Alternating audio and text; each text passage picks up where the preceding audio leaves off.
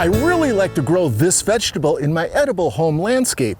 If you don't already know, this is okra. Southern Gardening is at Truck Crops in Crystal Springs, and I'm loving the okra trials.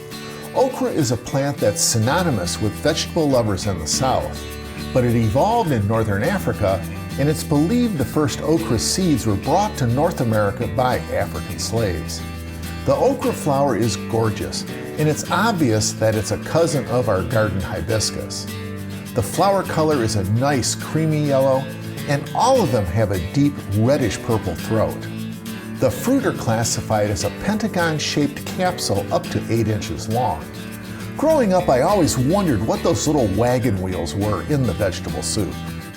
The leaves add a coarse texture to the garden, and they're big, more than 8 inches in diameter. The leaves are palmately lobed, some being broad and others deeply cut. There are a lot of great varieties, but I like 2 heirloom selections. Clemson Spineless, an All-America selection in 1939, are vigorous plants producing dark green grooved pods. The other is Hill Country Red.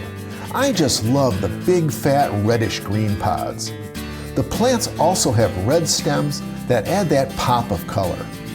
When your okra begins to produce, watch it every day as the pods grow very quickly.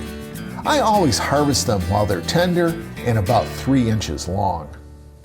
Whether you like okra in gumbo, pickled, or like me, fried, this is a great plant to put into your edible landscape.